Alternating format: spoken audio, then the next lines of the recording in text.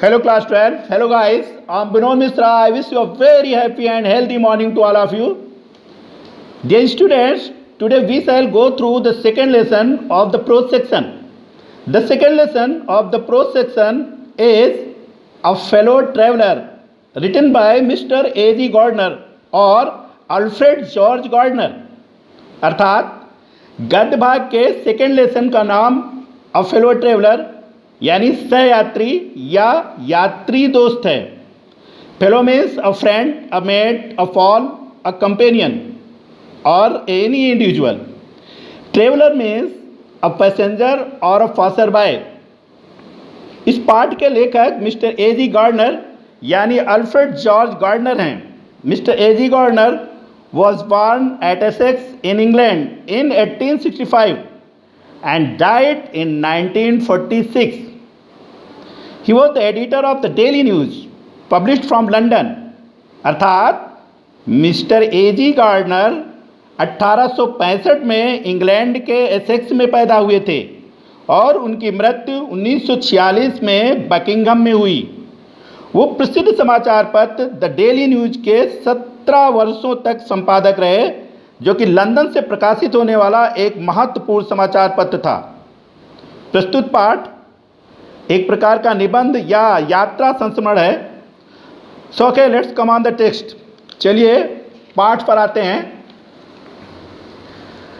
I do not know which of us got into the carriage first. Got into means प्रविष्ट हुआ या पहुंचा। Carriage में rail का डिब्बा या कोच। तो I do not know which of us got into the carriage first, अर्थात मुझे नहीं पता या मैं नहीं जानता कि डिब्बे में हम में से कौन पहले पहुंचा। Indeed I did not know he was in the carriage at all for some time. अर्थात यथार्थता मुझे बिल्कुल ही नहीं पता था कि वह कुछ समय पहले से ही डिब्बे में था। इंडीड मीन्स सचमुच या यथार्थता। एट ऑल मीन्स बिल्कुल या पूर्णतया। It was the last train from London to a midland town. यह मध्य क्षेत्र के कस्बे के लिए लंदन से जाने वाली आखिरी रेलगाड़ी थी। मिडलैंड मीन्स मध्य क्षेत्र। यहाँ मिडलैंड का एम कैपिटल है तो स्पष्ट है कि ये स्थान विशेष का नाम अर्थात प्रॉपर नाउन है। So it was the last train from London to a midland town. ये मध्य क्षेत्र के एक कस्बे के लिए लंदन से छूटने वाली अंतिम रेलगाड़ी थी। और कैसी गाड़ी थी? स्टॉपिंग ट्रेन यानी रुक रुक कर चलने वाली गाड़ी थी। एन इनफाइनेटली लीजरली ट्रेन, अर्थात असीम रूप से फुर्सतदायी गाड़ी। इनफाइनेटली मीन्स असीम रूप से, इनफाइनेटली मीन्स अनंत रूप से या असीम रूप से, लीजरली मीन्स फुर्सतदायी या फुर्सत वाली। अर्थात लेखक एक ऐसी ही गाड़ी से यात्रा कर रहा था जिसे मंजिल पर पहुंचने की कोई जल्दबाजी नहीं थी। बेहद सुस्त गाड़ी थी, उसे फुर्सत ही फुर्सत थी। यानी one of those trains which give you an understanding of eternity, अर्थात उन रेलगाड़ियों में से एक जो आपको समय की अनश्वरता की समझ प्रदान करती हैं। अनश्वरता मीन्स जो समाप्त ना हो, जो कभी ना बीते न कटे। बच्चों, कुछ रेलगाड़ियां तो इतने धीमे चलती हैं कि समय बीतता ही नहीं, अर्थात समय काटे ही नहीं कट पाता। और तब आपको एहसास होता है कि समय अनंत है यानी अनश्वर है। लेखक के भी कहने का यही अभिप्राय है कि जिस गाड़ी पर वो सफ़र कर रहा था वो उन रेलगाड़ियों में से एक थी जो आपको ये समझ प्रदान करती है कि समय अनश्वर है। ये एक प्रकार से रेलगाड़ी की सुस्त चाल पर लेखक का व्यंग था। आगे देखें। It was tolerably full when it started, अर्थात जब ये चली तो ठसाठस भरी हुई थी। ठसाठस भरी मीन्स टॉलरेबली फुल, अर्थात टॉलरेट मीन्स सहना। मतलब ये कि जितना सहा जा सकता था या जितना भरा जा सकता था उतना रेलगाड़ी भरी हुई थी। But as we stopped at the suburban stations, लेकिन जैसे जैसे हम उपनगरीय स्टेशनों अर्थात सब अर्बन स्टेशंस पर रुके, the travellers alighted in ones and twos, यात्री एक एक या दो दो करके उतरते गए। अलाइटेड मीन्स उतरे या नीचे आए। And by the time we had left the outer ring of London behind, और उस समय जब हम लंदन की बाहरी सीमा यानी आउटर रिंग पीछे छोड़ चुके थे, आई वॉज अलोन, मैं अकेला था। अर्थात मैं रेलगाड़ी के उस डिब्बे में बिल्कुल अकेला बचा। और rather I thought I was alone, या फिर अपेक्षाकृत मैं सोच बैठा कि मैं अकेला था। रदर मीन्स अपेक्षाकृत। So okay, now let's see English explanation of the passage. आइए पैसेज को अंग्रेजी में समझें। The writer Mr. Alfred George Gardner was going to a Midland town from London by a train. The writer says that when he entered the compartment, he was quite unknown to the presence of his fellow traveler and did not know who one of the two had entered the compartment at first. The train by which he was traveling was the last train from London to go to a Midland town, and it moved so slow that it seemed that it would never carry the passenger to their destination. Its slowness could easily make one understand the concept of continuity of time. The writer says that when he started his journey, there was a huge rush in the train, but as the train went on moving and stopping at every suburban station, the passengers alighted one by one, and at last, when the train had left the outer ring of London behind it, the writer found himself completely alone in the compartment. He says so as he could not notice the presence of his fellow traveler. There was a fellow traveler with him in his carriage. So, in his compartment there was his fellow traveler, but he could not notice it. So, okay, let's see the next passage. अगला passage देखें। There is a pleasant sense of freedom about being alone in a carriage. अर्थात rail के उस डिब्बे में अकेले होना आज़ादी का सुखद एहसास होता है। That is jolting noisily through the night, जो रात्रि में शोर मचाकर झटके देते हुए चलता हो। जॉल्टिंग मीन्स जर्किंग, अर्थात झटके देते हुए। अर्थात मिस्टर एजी गार्डनर के अनुसार रेल के उस डिब्बे में अकेले होना आज़ादी का एक सुखद एहसास होता है जो रात्रि में शोर मचाकर झटके देते हुए चल रहा हो। आगे देखें। Its liberty and unrestraint in very agreeable form, ये स्वतंत्रता और स्वच्छंदता का मिला जुला रूप होता है। लिबर्टी मीन्स फ्रीडम अर्थात आज़ादी, unrestraint means freedom without control, freedom without control अर्थात अनियंत्रित आज़ादी। तो जब आप रेल के किसी डिब्बे में अकेले हों तो आप स्वतंत्र तो होते ही हैं, साथ ही स्वच्छंद भी होते हैं। मतलब मैं चाहे जो करूं मेरी मर्जी। आगे देखें। You can do anything you like, आप जो चाहें कर सकते हैं। You can talk to yourself as loud as you please, यानी तुम स्वयं से जितने जोर चाहो उतने जोर बातें कर सकते हो। And no one will hear you, और कोई भी आपको नहीं सुनेगा अर्थात नहीं सुन पाएगा। You can have that argument out, आप ये तर्क वितर्क छेड़ सकते हैं विद जोन्स, जोन्स के साथ। आर्गूमेंट आउट मीन्स तर्क करना, अर्थात आप जोन्स के साथ तर्क वितर्क प्रारंभ कर सकते हैं। आप फला के साथ ये तर्क वितर्क प्रारंभ कर सकते हैं, उदाहरण के लिए जोन्स से कर सकते हैं, या महेश के साथ तर्क वितर्क कर सकते हैं। या जोन, यहाँ जोन्स सिर्फ एक काल्पनिक व्यक्ति है, उसके स्थान पर आप किसी से भी, जिससे भी चाहें, तर्क वितर्क कर सकते हैं। आगे, and roll him triumphantly in the dust. Roll means लुढ़काना, ट्रिम्फेंटली मीन्स विजय पूर्वक या सफलता पूर्वक या विजयी भाव से। यानी आप विजयी भाव से उसे धूल में लुढ़का सकते हैं। फिर से देखें, and roll him triumphantly in the dust. आप विजयी भाव से उसे धूल में लुढ़का सकते हैं without fear of counter stroke. Counter stroke में जवाबी आक्रमण, अर्थात बिना जवाबी आक्रमण के भय के आप उसे धूल में लुढ़का सकते हैं। So without fear of counter stroke means बिना प्रति आक्रमण के भय के, यानी जवाबी आक्रमण के भय के।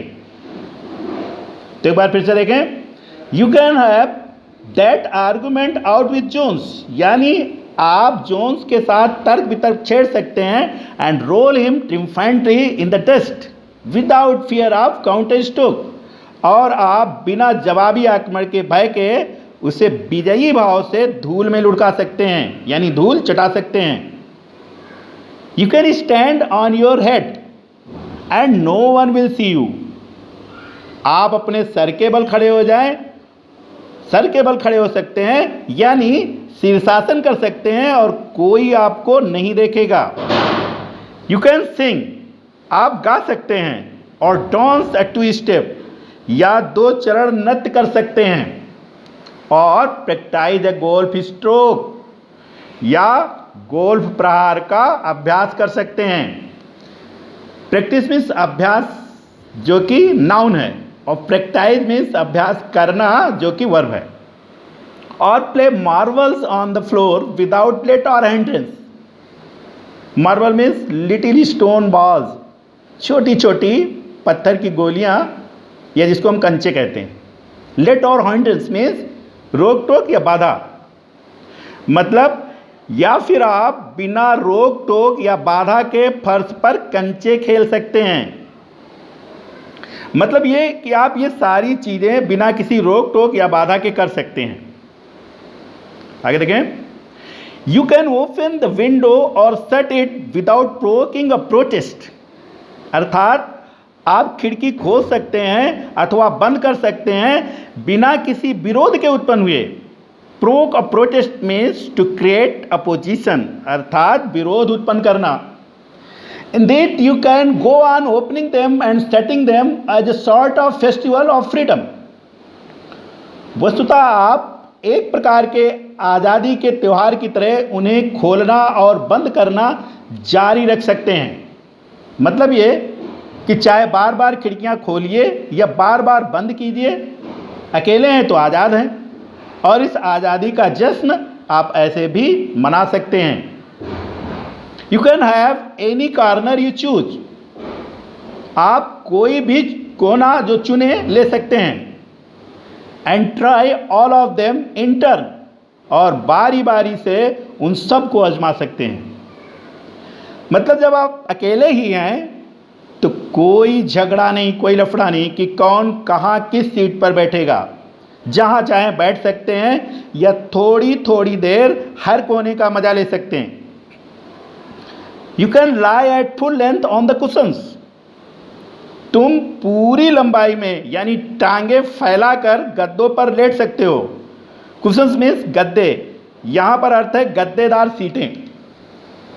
वैसे सीटें बैठने के लिए होती हैं बच्चों, कोई भी यात्री उन पर टांगे फैलाकर लेट नहीं सकता, उन पर लेटना नियम विरुद्ध है। तो फिर से देखें, you can lie at full length on the cushions and enjoy the luxury of breaking the regulations and possibly the heart of Dora herself. अर्थात आप टांगे फैलाकर गद्दों पर लेट सकते हैं और नियमों को तोड़ने की विलासिता का आनंद, या फिर संभवतः डोरा यानी साम्राज्य सुरक्षा अधिनियम का ही स्वयं दिल तोड़ने का आनंद उठा सकते हैं। देखिए, नियमों को मानते हुए लुत्फ उठाने में आनंद है, पर नियमों को ताक पर रखकर लुत्फ लेना विलासिता है। पर चूंकि जब आप अकेले ही हैं डिब्बे में, और आप जानते हैं कि सीटों पर टांगे फैलाकर लेटना डोरा अर्थात डिफेंस ऑफ फ्रीडम एक्ट यानी साम्राज्य सुरक्षा अधिनियम के नियमों के खिलाफ है। पर आप इस विलासिता का भी आनंद ले सकते हैं और डोरा का दिल तोड़ सकते हैं यानी उसके प्रावधानों का खुल्लम खुल्ला उल्लंघन कर सकते हैं। यहाँ लेखक का तात्पर्य है कि सीटों पर टांगे फैलाकर लेटना एक प्रकार की विलासिता है। आगे देखें, ओनली डोरा will not know that her heart is broken, अर्थात डोरा ही न जान पाएगी कि उसका हृदय तोड़ा गया है। यू हैव एस्केप्ड इवन डोरा, आप डोरा से भी अर्थात साम्राज्य सुरक्षा अधिनियम के कानून से भी बच गए। So okay, let's go through English explanation. आइए इसका ध्यान की अंग्रेजी व्याख्या समझते हैं। The writer Mr. Alfred George Gardner says that traveling alone in the compartment of a night train is indeed a great fun in itself.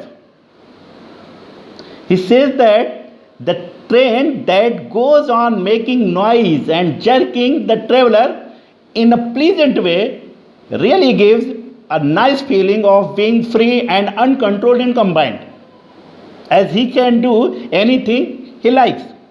And there is no one to check him or to disturb him. Usually a man does not talk to himself in front of others for fear of being trolled. But here is a chance. For him to talk to himself in high voice, and there is no one who can laugh at him. He can defeat his competitor of his imagination in debate, or can assault him physically, and there will be no risk of being attacked or hurted. There is no risk of being attacked or hurted in turn at all.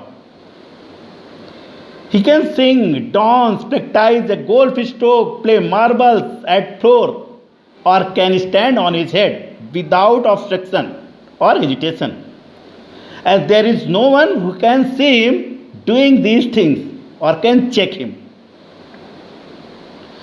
Often a quarrel is seen among the passengers for sitting on a certain seat in the train or for opening or closing windows. But if someone is alone in the compartment, he can do all these things at his will and can make celebration of freedom. The writer says that usually if someone lies on the cushions at full length, it is considered against the rules of Defense of Freedom Act, but to a lone traveler, there is no need to be afraid of being caught red-handed or getting punishment. So, okay, see the next passage. अगला passage देखिए। On this night, I did not do any of these things. अर्थात इस रात इन चीज़ों में से मैंने कुछ भी नहीं किया। तो बच्चों क्या नहीं किया लेखक ने? जैसे कि खुद से बातें करना, जोन से बहस करना, उसे धूल चटाना या शीर्षासन करना, गाना, नाचना, गोल्फ के स्ट्रोक का अभ्यास करना, फर्श पर कंचे खेलना है। खिलाड़ियों को खेलना बहुत पसंद होता है। खिड़कियों को खोलना, खिड़कियों को बंद करना, खिड़कियों को खोलना बंद करना जारी रखना, या फिर गाड़ी की गद्देदार सीटों पर टांगे फैलाकर लेटना। लेखक ने डिब्बे में अकेले होने पर ये सारी चीज़ों की चर्चा की, पर उसमें से लेखक ने कुछ नहीं किया। तो फिर से देखें, on this night I did not do any of these things. इस रात मैंने इन चीज़ों में से कुछ भी नहीं किया। They did not happen to occur to me. Happen to occur means सूझना या दिमाग में आना, यानी वे चीज़ें मेरे दिमाग में ही नहीं सूझी। अर्थात लेखक के कहने का तात्पर्य है कि जब वो यात्रा कर रहा था तो इनमें से कुछ भी करने का ख्याल ही उसके दिमाग में नहीं आया, क्योंकि संपूर्ण यात्रा के दौरान उसका ध्यान तो उसके सहयात्री ने ही बटा रखा था। उसके सहयात्री ने उसका सारी रात मनोरंजन किया था, अतः लेखक को इनमें से कोई बात नहीं सूझी। फिर क्या किया लेखक ने, देखें, What I did was much more ordinary. जो मैंने किया वो कहीं अधिक साधारण था। Ordinary means साधारण। When the last of my fellow travelers had gone, जब मेरे सहयात्रियों में से अंतरिम वाला जा चुका था, I put down my paper, मैंने अपना अखबार नीचे रखा, stretched my arms and legs, अपने हाथ पैर फैलाए, stretch means फैलाया, stood up, खड़ा हुआ, and looked out of the window, और खिड़की के बाहर झांका, on the calm summer night, उस गर्मी की शांत रात में, through which I was journeying, जिसमें मैं यात्रा कर रहा था। Noting the pale reminiscence of day, दिन के धुंधुलके को महसूस करते हुए, रिमिनिसेंस मीन्स धुंधुलका, दिन के धुंधुलके को महसूस करते हुए, पेल मीन्स हल्का या हल्की, और रिमिनिसेंस मीन्स स्मृति या धुंधुलका। तो पेल रिमिनिसेंस मीन्स मतलब धुंधुलका ही है। फिर से देखें, that still lingered in the northern sky, जो अभी भी उत्तरी आकाश में छाया हुआ था। क्या छाया हुआ था? धुंधुलका। लिंगर्ड मीन्स ठहरा हुआ या छाया हुआ, यहां पे अर्थ है छाया हुआ। क्रॉस द कैरेज, डिब्बे को पार किया, मतलब एक छोर से दूसरे छोर पर गया। Looked out the other window, दूसरी खिड़की के बाहर देखा। लिट ए सिगरेट, एक सिगरेट जला ली। सैट डाउन, बैठ गया। And began to read again, और पुनः पढ़ने लगा। तो एक बार पुनः देखें कि लेखक ने क्या किया। जब मेरा अंतिम सहयात्री जा चुका था, मैंने अपने अखबार को नीचे रखा, अपने हाथ पैर फैलाए, खड़ा हुआ, और शांत गर्मी की उस रात में खिड़की के बाहर देखा, जिसमें मैं यात्रा कर रहा था। दिन की हल्की स्मृति जो उत्तरी आकाश में अभी भी ठहरी हुई थी को महसूस करते हुए डिब्बे को पार किया और दूसरी खिड़की के बाहर जाकर सिगरेट जलाई, बैठ गया और पुनः पढ़ने लगा।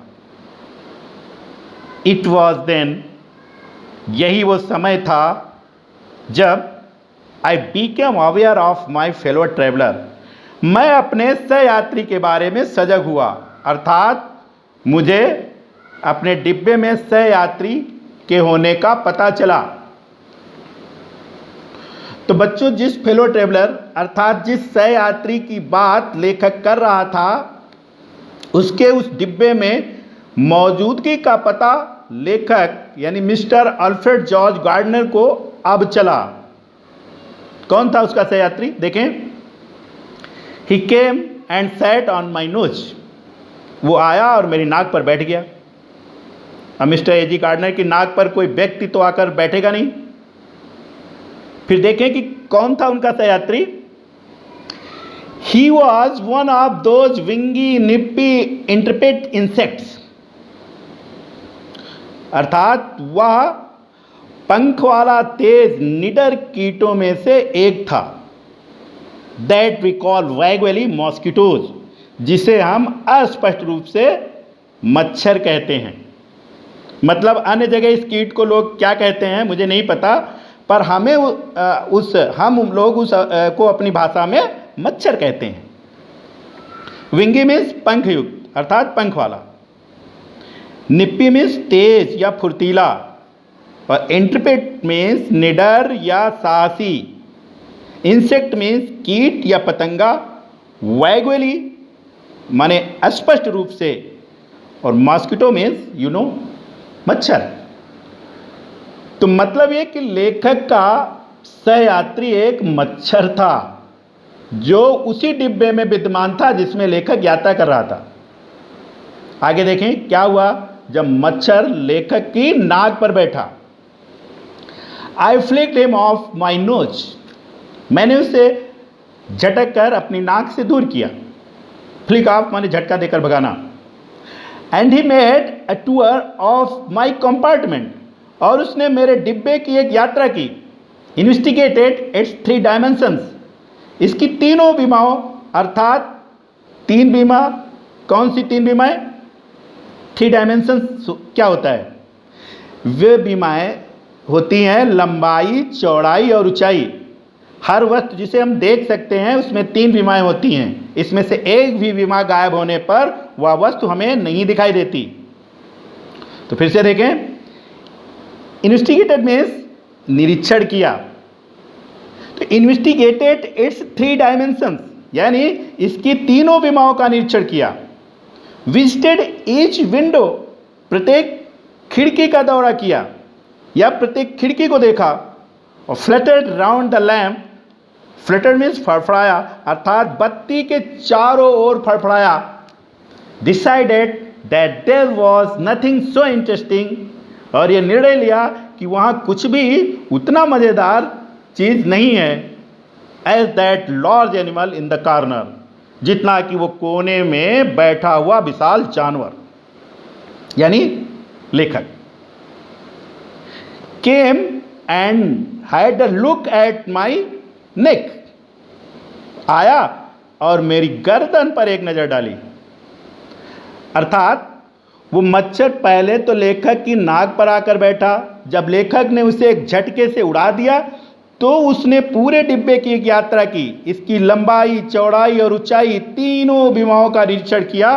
प्रत्येक खिड़की के पास गया, बत्ती के चारों ओर फड़फड़ाया, लेकिन कोई मजा नहीं आया। तो निर्णय लिया कि चलो कोने में बैठे हुए उस बड़े से जानवर यानी लेखक के पास चलते हैं। और इसलिए वो मच्छर फिर आया और उसने इस बार लेखक की गर्दन पर नजर डाली। So okay, now let's see the English explanation. आइए अंग्रेजी व्याख्या देखें। The writer Mr. Alfred George Gardner suggests so many things that a passenger can do while traveling alone in the compartment of a night train, though he himself could not do any of these things. When all of his fellow travelers had gone from his compartment, he did everything very simple, very common. First of all, he put his newspaper which he was reading, and then tried to be relaxed by stretching his hands and legs, and then began to walk in his compartment. He peeped out of a window and saw the sun setting and leaving its pale light in the northern sky, and then he lit his cigarette to return back to his seat again. This was the time when the writer Mr. A.G. Gardner noticed the presence of a mosquito in his compartment, to which he later called his fellow traveler. At first the mosquito sat on his nose and he drove it away, and then the mosquito took a round of the compartment and rippled round the lamp, but couldn't smell anything fleshy there, and therefore the mosquito returned again to the writer and tried to sit on his neck. So okay, let's see the next passage. I flicked him off again. मैंने उसे फिर से भगा दिया झटका देकर। He skipped away. वो फुदक कर भाग गया। Skipped means छोड़ना या फुदक कर भागना। Took another jaunt round the compartment. पूरे डिब्बे की एक और सैर की। Jaunt means सैर करना या घूमना फिरना। Returned and seated himself impudently on the back of my hand. अर्थात वापस आया और धृष्टतापूर्वक मेरे हाथ के पिछले भाग पर खुद को स्थापित कर दिया मीन्स बैठ गया। इम्पुडेंटली का अर्थ है धृष्टतापूर्वक या असभ्यतापूर्वक। आगे देखें। इट्स एनफ, ये पर्याप्त है, अर्थात अब ये बहुत हो गया। आई सेड, मैंने कहा, किससे? मच्छर से। यानी जब तीसरी बार मच्छर उसके पास फिर लौट कर आया तो लेखक ने उससे कहा कि बस भाई अब बहुत हो गया, और बोला कि आगे देखें, मैग्नेनिमिटी हैज इट्स लिमिट, उदारता की भी अपनी सीमा होती है। मतलब किसी के प्रति उदार एक हद तक ही रहा जा सकता है। Twice you have been warned that I am someone in particular, 2 बार आपको चेतावनी दी जा चुकी है कि मैं कोई खास हूं, मतलब कि मैं कोई ऐरा गैरा नहीं हूं जिसका खून चूस चूस कर तुम भाग जाओगे। मैं एक विशेष व्यक्ति हूं, वीआईपी पर्सन हूं। That my august person resents the tickling impertinence of strangers, और ये कि मेरी शानदार शख्सियत किसी अपरिचित की गुदगुदाने वाली अशिष्टता का विरोध करती है, यानी उस अशिष्टता को पसंद नहीं करती है। अगस्त मीन्स, अगस्त मंथ का नाम है लेकिन वह प्रॉपर नाउन है, इसलिए उसमें एक कैपिटल लेटर होता है, पर यहाँ पर ए स्मॉल लेटर में है। इस अगस्त का मतलब है शानदार या राजसी, और पर्सन्स मीन्स व्यक्ति या शख्सियत। आगे देखें, रिटर्न मीन्स होता है बुरा मानना या रिजेंट्स मीन्स बुरा मानना या पसंद करना, और टिकलिंग मीन्स गुदगुदी करना, और इम्प्रिटेंस मीन्स अशिष्टता। आगे देखें क्या कहा लेखक ने। I assume the black cap, मैं काली टोपी ग्रहण करता हूं। काली टोपी ग्रहण करना मतलब कौन जानता है काली टोपी बच्चों? काली कैप जज धारण करता है।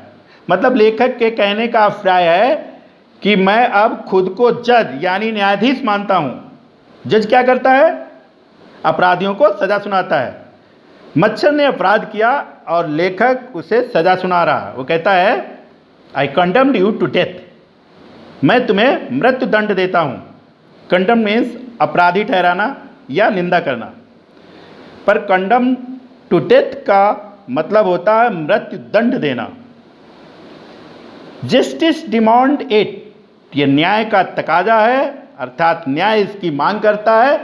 And the court awards it, और अदालत इसका हुक्म देती है। अवार्ड मीन्स पुरस्कृत करना, फैसला देना।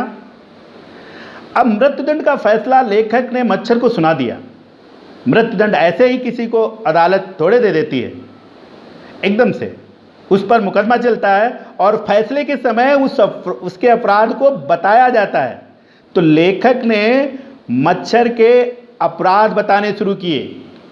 क्या बोला उसने? देखें, the counts against you are many, तुम्हारे विरुद्ध कई आरोप हैं। काउंट का अर्थ है गिनना, पर यहां पर इसका मतलब है विचारणीय बिंदु या आरोप, अर्थात किसी एक आरोप में तुम्हारी यह सजा नहीं मुकर्रर की गई है, आरोप कई हैं। कौन कौन से हैं?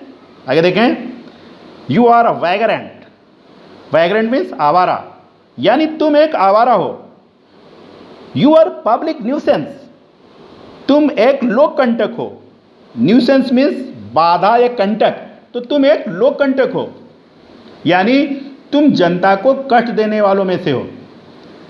You are travelling without ticket, तुम बिना टिकट के यात्रा कर रहे हो। मतलब ये कि मैं तो टिकट लेकर यात्रा कर रहा हूं और तुम बिना टिकट की यात्रा कर रहे हो, फिर भी मुझे परेशान कर रहे हो। You have no meat coupon, तुम्हारे पास कोई मीट कूपन नहीं है, या फिर तुम्हारे पास खून चूसने का अधिकार पत्र नहीं है। Meat coupon means meat card, जैसे राशन कार्ड पर राशन मिलता है, पर यहां मीट कूपन का मतलब खून चूसने का अधिकार पत्र। मतलब लेखक के कहने का आशय है कि तुम्हारे पास खून चूसने का कोई कानूनी अधिकार नहीं है और फिर भी तुम मेरा खून चूसने का प्रयास कर रहे हो। आगे देखिए, for this and many other misdemeanours, यानी इनके लिए और कई अन्य छोटे मोटे जुर्मों के लिए, you are about to die, अब तुम मरने वाले हो। मतलब तुमने कई अन्य भी छोटे छोटे अपराध कर रखे हैं, इसलिए अब तुम मरने वाले हो। मिसडिमिनर्स मीन्स होता है छोटे छोटे अपराध। So okay, let's go through English explanation of this passage. अंग्रेजी व्याख्या इस पैसेज की देखें। The writer Mr. Alfred George Gardner says that when the mosquito tried to sit on his neck, he drove him away. The mosquito again took a short journey round the compartment and returned to the writer third time to sit on the back of his hand.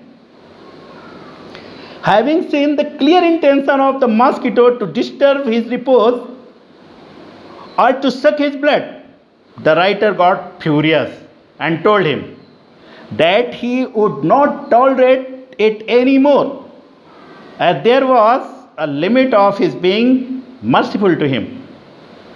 The writer says that he had already warned him 2 times not to take him as an ordinary man and tried to make him understand that he was someone special, and therefore it was not digestible to him that any stranger should show such impudency as the mosquito had shown to him.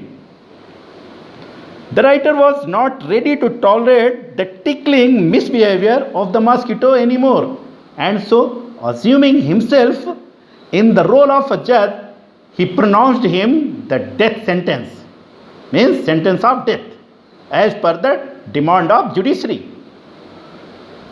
He told the mosquito that there were many allegations against him. Means, against you there are so many allegations. The first allegation against him was that he was a loafer or a hobo. Hobo means loafer. The second allegation against the mosquito was that he was harmful for public in general. And the third was that he was traveling without a ticket. The fourth allegation against the mosquito was that he had no meat coupon or an authorized card for blood sucking, and yet he was trying to suck the blood of the writer. The writer told him that besides these, there were so many other allegations against him, and therefore he should be ready to face the death sentence pronounced to him. So okay guys, thanks and have a nice day.